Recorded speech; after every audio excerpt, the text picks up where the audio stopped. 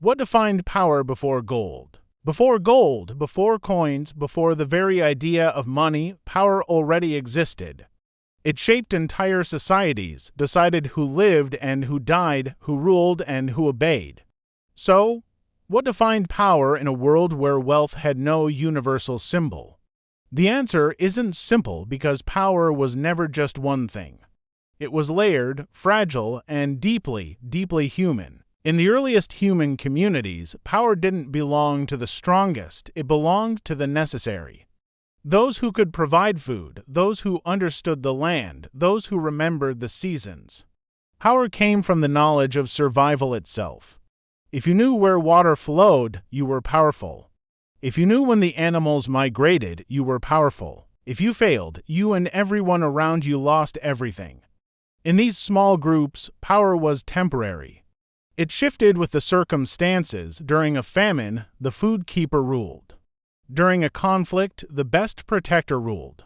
During a long migration, the guide ruled. Power was situational, not permanent.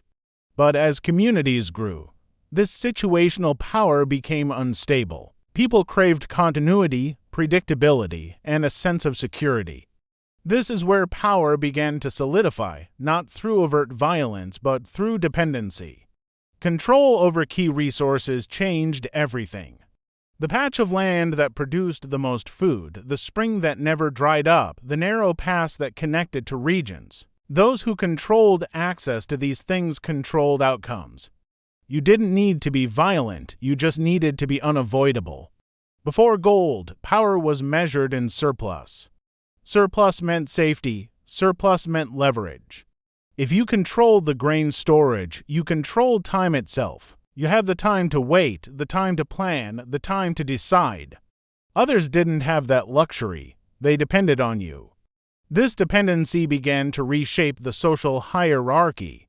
Leaders were no longer just chosen for a task, they emerged. Not because they demanded power, but because others needed what they had. Over time, that need became obligation. Obligation turned into loyalty. And loyalty solidified into authority. Power was then reinforced through ritual. Rituals created a sense of legitimacy. Those who controlled the resources also began to control meaning. They defined the seasons through festivals, created ceremonies for life and death, and established the rules of the community. Power wasn't only material, it was symbolic. As societies expanded, this symbolic power became essential. You can't rule thousands of people through personal relationships alone, so power needed visibility. Grand architecture, towering monuments, massive public gatherings, these weren't just art, they were statements. They declared to everyone, this power is permanent. Now, before gold, violence wasn't constant, it was selective.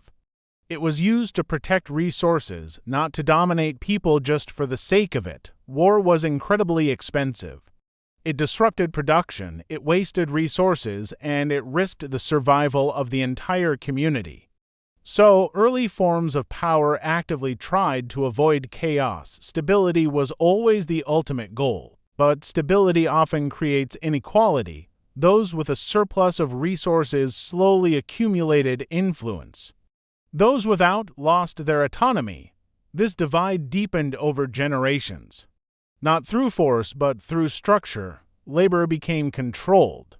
Not always through chains, but through obligation. If you depended on the land for food, you worked it. If you depended on the chief for protection, you served them.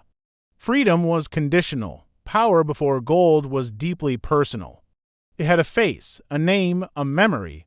Everyone in the community knew exactly who controlled what. There was no abstraction, no faceless corporation or distant government. This made power intimate and, in many ways, far more dangerous. As trade networks started to expand, power extended beyond local communities.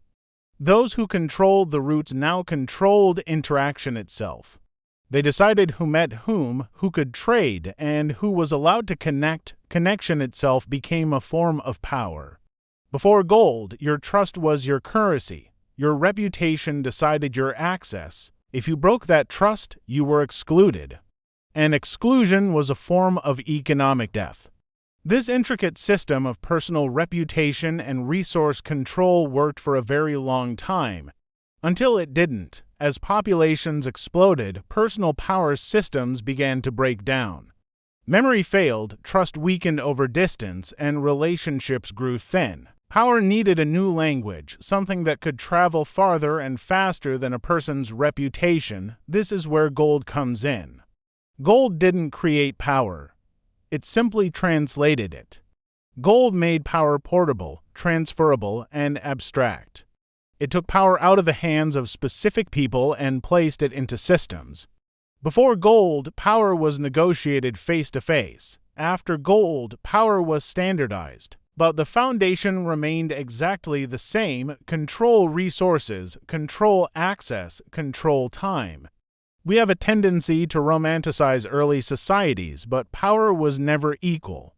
It was just more visible. Everyone knew where they stood. Before gold, there was no illusion of fairness. After gold, there was. The rise of money didn't end dependency. It just disguised it. Today, we often no longer see the raw mechanisms of power. We just see prices. But behind every market, every transaction, every system, that ancient structure remains. So, what defined power before gold? Knowledge, surplus, control, dependency, meaning. Gold didn't replace these pillars of power. It only hid them from view. The question isn't really, what defined power before gold? The real question is, do we still live under the very same rules today?